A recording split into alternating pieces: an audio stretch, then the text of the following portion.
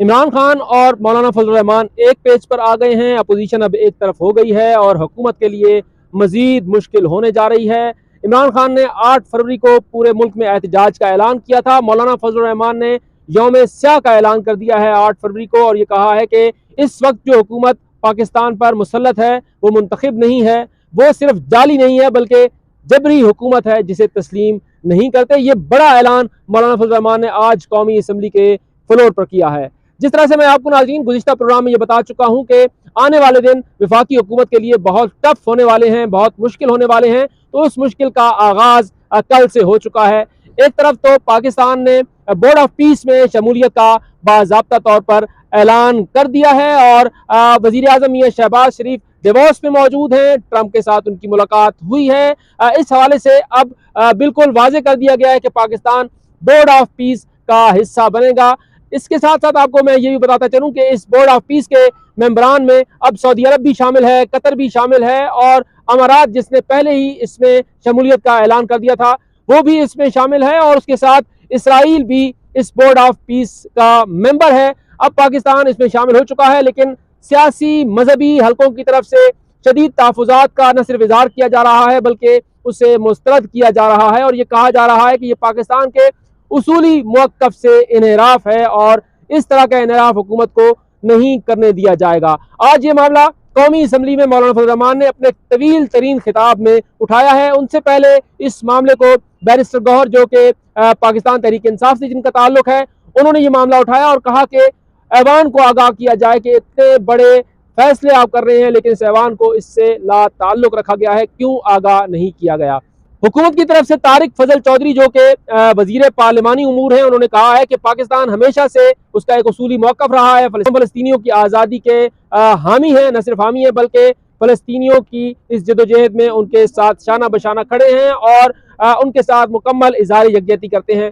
हमारा इस board of peace में शमूलियत का बुनियादी मकसद ये है कि गजा में तामीर नौ की जाए। इसके साथ साथ उन्होंने कहा कि पाकिस्तान अपने उसूली मौक़िफ़ पर कायम है और उससे 1 इंच पीछे नहीं हटा। यह वजाहत वफाकी हुकूमत की तरफ से तारिक फजल चौधरी ने पार्लियामान में की, लेकिन इस वजाहत को नाकाफी करार दिया है मौलाना फजल रहमान ने, और उन्होंने कहा कि इस ऐवान को क्यों एतमाद में नहीं लिया गया।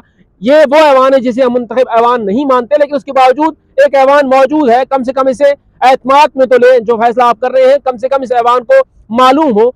इस ऐवान को छोड़े क्या आपने वफाकी काबीना को एतमाद में लिया है? ये वो सवाल है जिसका जवाब वफाकी हुकूमत के पास नहीं है कि वफाकी हुकूमत ने जो ऐलान किया है, दफ्तर खारजा ने जो ऐलान किया है और जिस अहम तरीन इजलास में वज़ीर आज़म मियां शहबाज शरीफ शरीक हैं, उसके हवाले से वफाकी काबीना को बराह रास्त आगाह नहीं किया गया। अब आने वाले दिनों में इस हवाले से हुकूमत मजीद वजाहत जरूर करेगी। लेकिन इसके साथ एक और जो अहम बात मैंने आपसे गुज़िश्ता प्रोग्राम में कही थी कि मुश्तरका इजलास मुसलसल ताखीर का शिकार हो रहा है।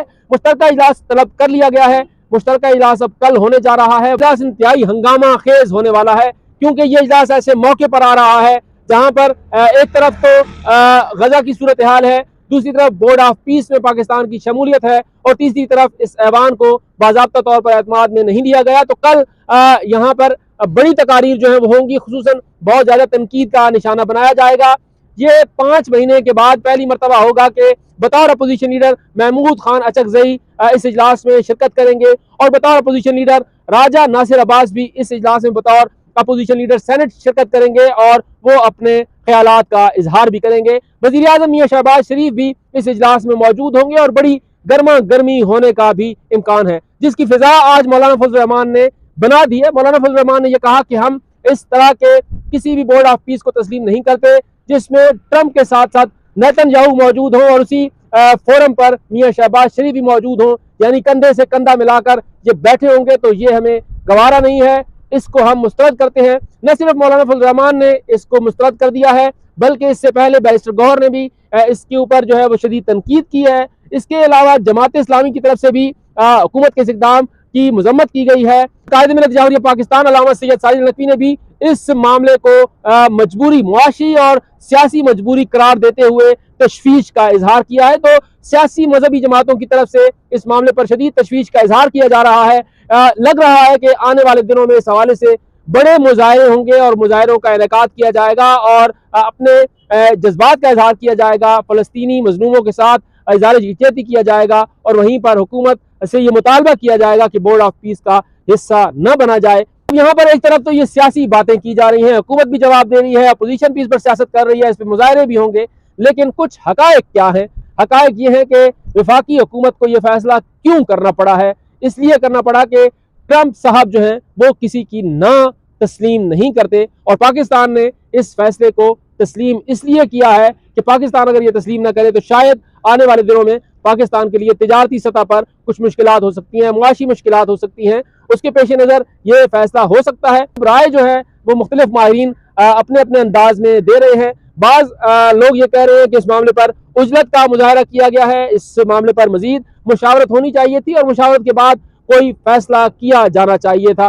बाज लोग ये कह रहे हैं कि इस हवाले से नजरें पाकिस्तान पर थी, क्योंकि ट्रंप मुसलसल गुज़िश्ता मई के बाद जो जंग हुई उसके बाद पाकिस्तान को क्रेडिट देते आए हैं। उन्होंने फील्ड मार्शल के लिए भी अच्छे अल्फाज का इस्तेमाल किया है। बाद मकामात पर उन्होंने मियां शहबाज शरीफ की तारीफ भी की है। इसी तरह से वफाकी हुकूमत ने भी अमरीकी सदर की न सिर्फ तारीफ की है बल्कि उन्हें नोबेल इनाम के लिए नामजद भी पाकिस्तान ने किया था। तो ये वो तमाम चीजें हैं जो गुज़िश्ता एक साल के अंदर सामने आई हैं। ये भी कहा जा रहा है कि ये पाकिस्तान की सिफारती कामयाबी है कि इतने बड़े फोरम पर पाकिस्तान को मदऊ किया गया और पाकिस्तान अब उसका मेंबर बन चुका है। लेकिन इस मेंबर बनने के लिए $1 अरब की जो कीमत है वो भी अदा करनी पड़ेगी कि अगर आप मुस्तकिल रुकन बनना चाहते हैं 3 साल के लिए तो फिर $1 अरब लाजमी देना होंगे। बसूरत दीगर आप मेंबर तो रहेंगे लेकिन आपकी रुकनीत मुस्तकिल नहीं होगी। ये वो 24 घंटे की डेवलपमेंट है जो अब तक हुई है बैनुल-अक़वामी सतह पर और कौमी सतह पर।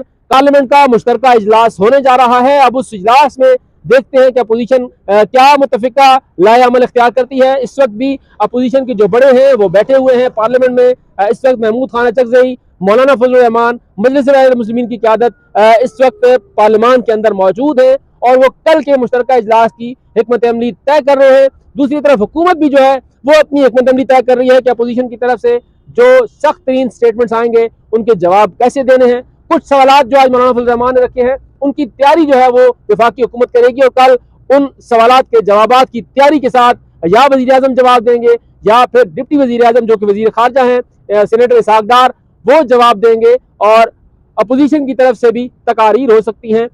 इस्लामाबाद का मौसम बहुत सर्द है लेकिन जो सियासी माहौल है वो मुसलसल गर्म हो रहा है और ऐसा लग रहा है कि 8 फरवरी तक ये मौसम मजीद गर्म हो जाएगा।